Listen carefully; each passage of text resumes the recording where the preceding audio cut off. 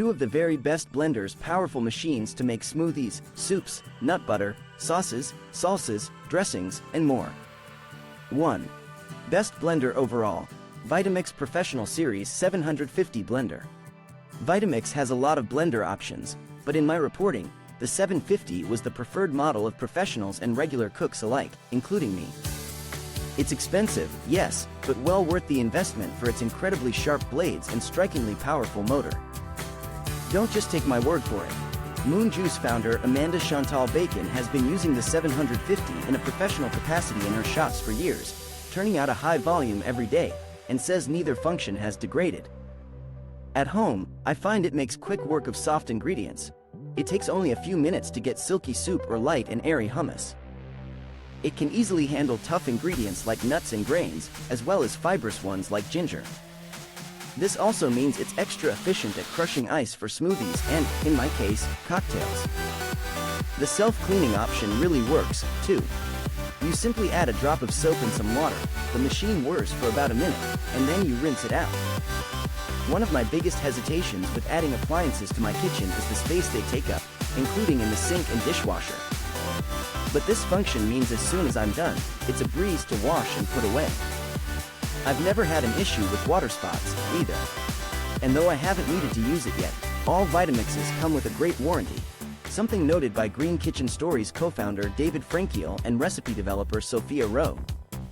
If any piece of it gets run down or stops functioning properly, they take care of it, Frankiel says. Nisha Vora, creator of Rainbow Plant Life, points out that you can buy additional compatible parts, too. It comes with a 64-ounce container, but a few months ago I got a 32-ounce one, too, to make things like curry paste and hummus without having to triple the volume. Finally, it's got a lower profile than many, able to sit underneath most regular kitchen cabinets. 2. Best less expensive blender. Blendtec Total Blender Classic. After testing this Blendtec, I was surprised to find it felt just as powerful and durably built as the Vitamix 750.